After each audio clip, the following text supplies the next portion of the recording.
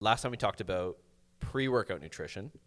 We're going to like skip over intra-workout nutrition because realistically, it's not super important for the majority of people unless you're like a high performance, long distance style athlete. Exactly. But post-workout nutrition, I think there's a lot of potential misconceptions that like you need to have your protein in the protein window. If you don't have carbs right after, you're going to like die the next day. Yeah. So I know this is a topic we talked about before a few years ago, but I thought it would be one that we could potentially revisit again.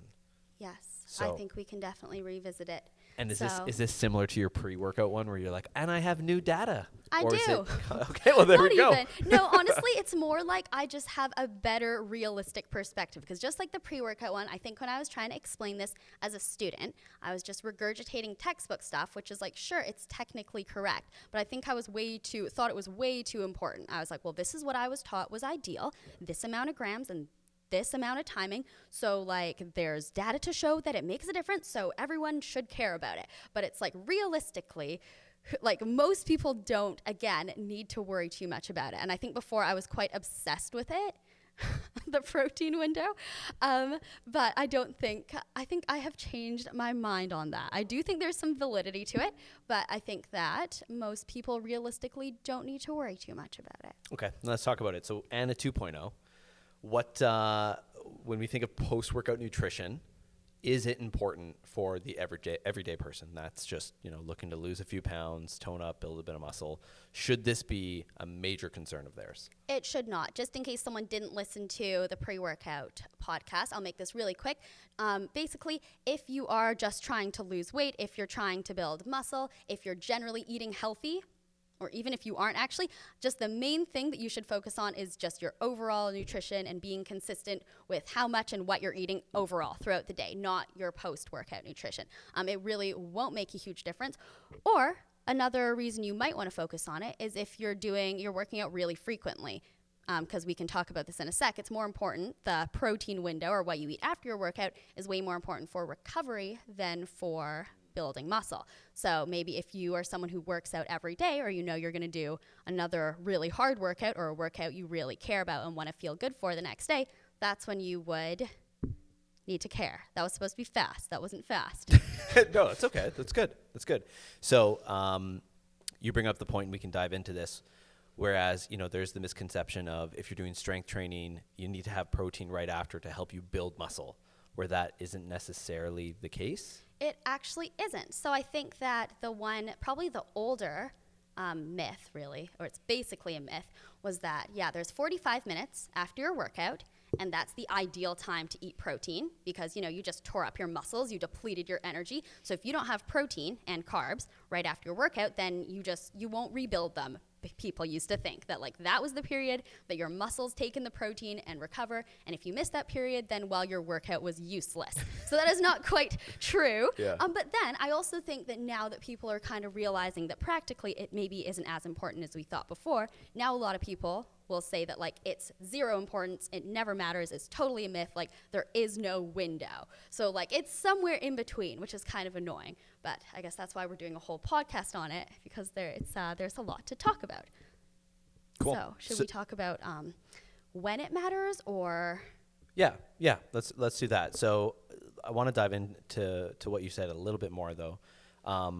So do they know if there is an actual protein window where people should be consuming protein? Is that false, or is there some validity to that?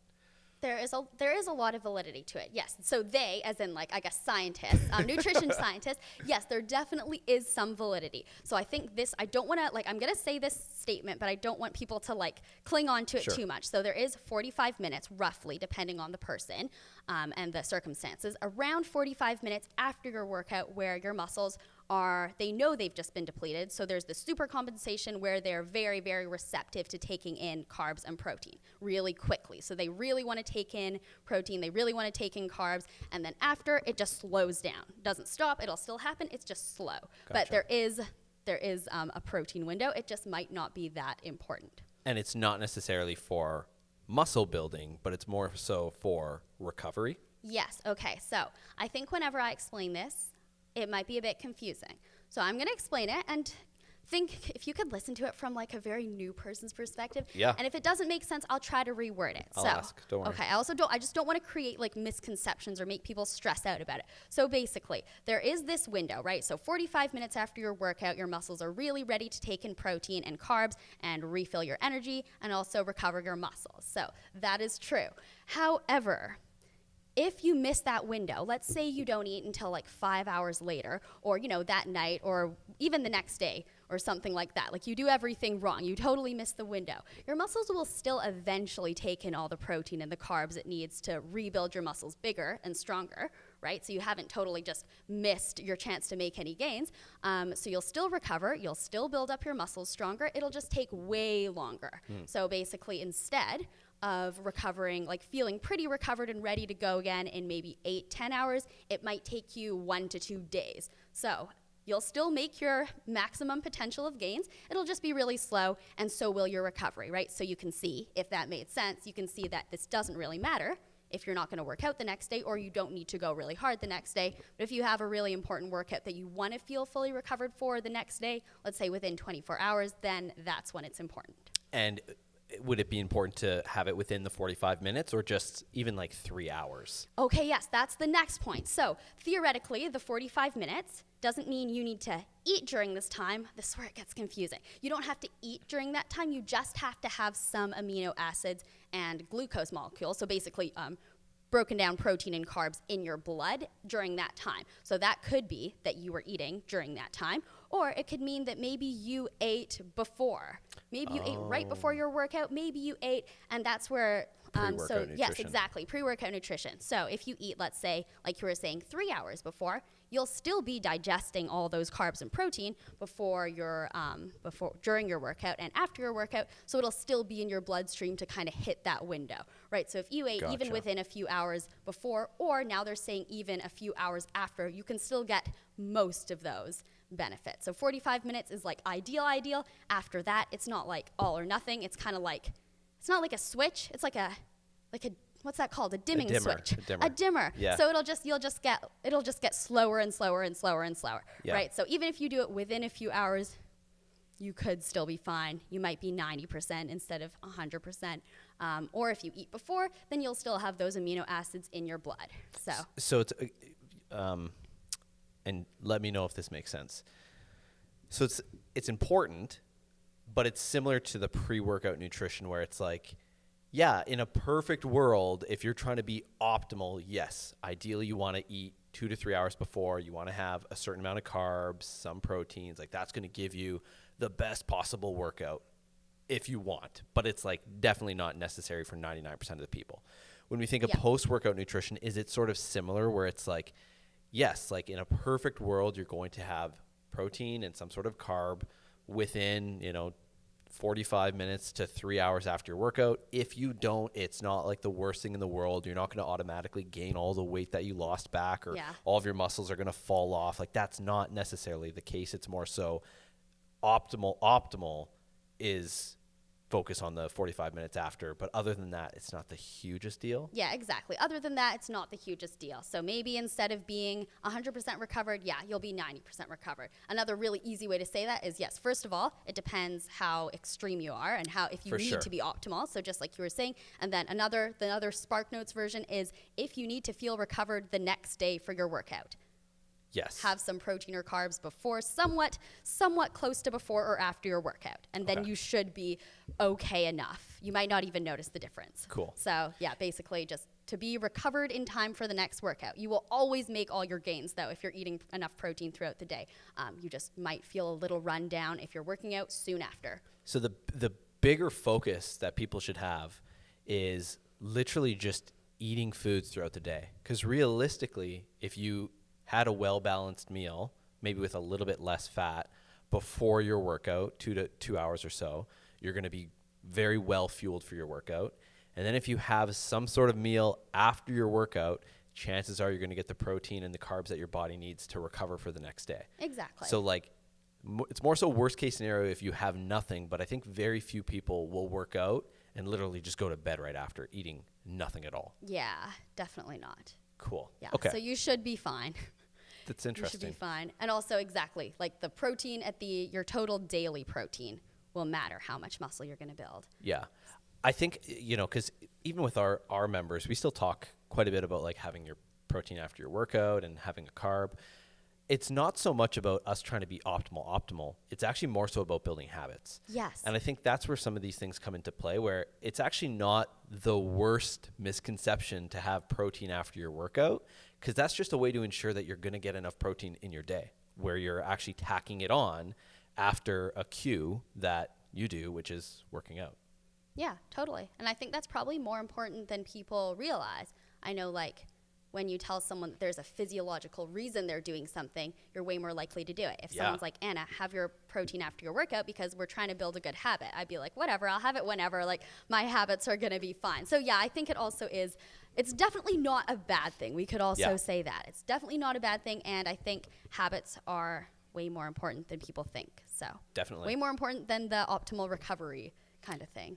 So, going into the weeds a little bit, and if people want to tune out at this point, that is okay. But if you want to be as optimal as you can be, if you are just like a bit of a data nerd, is there like an ideal amount of protein and an ideal amount of carbs that you would want to consume post-workout? Yeah, so I know roughly, which will probably cover everyone. Sure. Unless you maybe are very, very heavy and have a lot of muscle. Yep. Muscle weight. Okay. So ideally, I know some research says that you want to have 20 grams of protein regardless of your weight. A lot of people say that it actually takes 20 grams of protein to even signal muscle protein synthesis. Again, that's kind of like an obsessive thing that might just be distracting, and you don't worry about it too much, but there is some potential that you want 20 grams to actually just trigger your muscles to do their thing. So 20 grams. Again, if you are very heavy, maybe have 25 to 30 grams. If you're a tiny girl, maybe you need a bit less. But around 20 should cover everyone. Should. Cool. And I mean, realistically, one scoop of the majority of proteins out there, they're usually 20 to 24 grams per scoop. So a scoop of protein is going to be... You're covered. You're more than covered. Cool. And then carbs. Yes, carbs is around twice that. Again, depending on your weight. I don't have the exact numbers per kilogram. I'm sorry, because I couldn't trust any source to find it. And I think people are confused about per kilogram anyways, because they're like, is it kilogram? Is it body weight? I'm so good. Is it pounds? Oh, did stones? I even say body weight? I just said per kilogram in the last one. That doesn't matter. Did I say body weight? I'm sure people would assume. Yeah, it's not really how people think of their weight. It's just because that's what you're taught in Canadian universities, even though no one uses that. So carbs, think like roughly twice that. So I had 20 grams of protein, 40-ish. Again, if you did a really, really heavy workout or you're a really heavy person, have maybe 50, 60, 70 if you're going for like, a 3-hour run. Is it the same thing too? Ideally, you're looking for more of a fast digesting carb? Yes. Oh, yes. That's a good thing to mention. So again, if you're trying to be ideal and you're really trying to be recovered for the next day, then have something fast digesting. So we can go over this again. I would say even more fast digesting than the examples I mentioned in the pre-workout video, because you're not trying to be ready in 2 hours. You're trying to be good for, within the 45 minutes. So ideally, you want to have something like white bread or fruit, or honestly, maybe whole wheat bread is fine. There's a little bit of fiber in there, but ideally have something fast. Have Gatorade. Okay, yeah. So which is kind of like, again, that's why I hesitate to say this stuff, because it kind of goes against what's ideal for performance, and recovery is not necessarily ideal for your body composition goal. Like drinking sugar, eating a bunch of white bread is not quite ideal. So again, if we're going to go somewhere in between, I would say, why don't we go with the other examples? So fruit, bread, oats, something like that is fast digesting enough, and then a whey protein would be perfect for some fast digesting protein. Or any protein, honestly, is probably fine. And you want to, similar to pre-workout, you want to stay away from fats?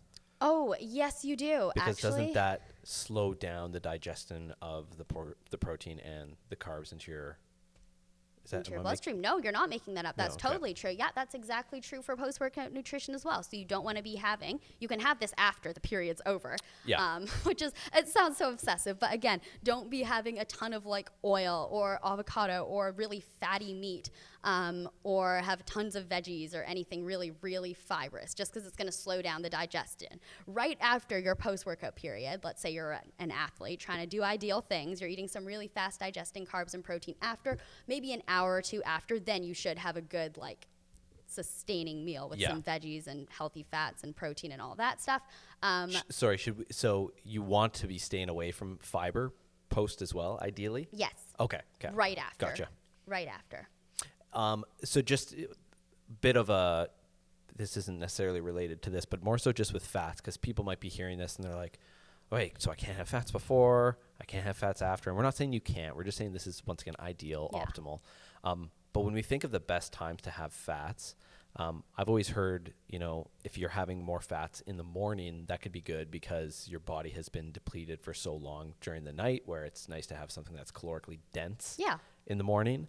Would the same thing happen for night as well? Like, is it okay to have, not to say, I know it's not okay or not okay, but like, can it be ideal to have fats before you go to bed because it is more slow digesting? Like, if you were to have a fat and a protein, hence like casein proteins, would that almost help sustain you longer term during the night? Yes, it would. From an ideal perspective, definitely. And it would also help keep you, like, if you're someone who wakes up easily. I know if you feel full the whole night, you'll be more likely to stay asleep. So, and that's a time when you don't need fast, like, bursts of energy when you're sleeping. And also in the morning, aside from being something more calorie dense because you were just fasting, it makes you stay full longer. So if you're just having a bunch of carbs, you'll be hungry again really soon. So adding some fat. Yes, satiating could be nice. Also, let's also be clear, like, fiber and protein have the same satiating effect. So, like, as long as you have, one of those, two of those, you don't necessarily need, fat for every meal. You don't need a lot of carbs for every meal. Just, have something balanced. Yes, fats are good, just not around your workout, because you want fast digesting stuff, fast energy, not sustained energy. So is there anything else post-workout nutrition-wise that you wanted to go over? I feel like we did. I think we're good. So let's just really quickly touch on intra-workout. I don't believe that intra-workout nutrition would be important for 95% of people, especially if your goal is just standard weight loss or building some muscle. If your workout's under 60 to 90 minutes, you should be fine as well. I think it's when your workouts start to get a lot longer in duration, when your heart rate has been high for a long period of time, that's when you might need to replenish, your body with sodium, make sure you're hydrating properly. Having some fast digesting carbs would be ideal as well. So like things like Gatorade, when we think of like, oh yeah, you got to have Gatorade when you're playing sports. Sure, but you got to think too, those individuals are playing 2-3 hours of an intense activity. That is why they're having things like Gatorade, because it's just a fast digesting carbohydrate. And I would agree with all of that. Cool. Okay. I would agree with all of that. I don't even think I need to add anything. And I think, like you said, when your heart rate stays high for a long time is the key. So if you're doing maybe a strength workout and maybe it's over 90 minutes, but you have all these rest periods, you're transitioning. We're talking about more like you're constantly running, you're constantly playing soccer, you're constantly, doing maybe an hour and a half HIIT workout, if those exist. Yeah. You can ask Bobby. Yeah. Maybe F45 would. Maybe. They do some pretty intense stuff. An hour and a half HIIT workout. We used to do an hour of HIIT. Really? When I went to F45, yeah. Oh Saturdays, and me, as like a really tiny person, I would burn like 700 or 800 calories, which is a lot. My workouts, I burn like 300. Oh my gosh. So yeah, it was like an hour of like going really, really hard. Yeah, that's crazies. Yeah. Crazies. Crazy. Sorry, just really quickly, I always had this question. So with Gatorade, okay, there's Gatorade and then there's G2. Yeah. So like I guess, is it calorie? Yeah, the calorie-free version.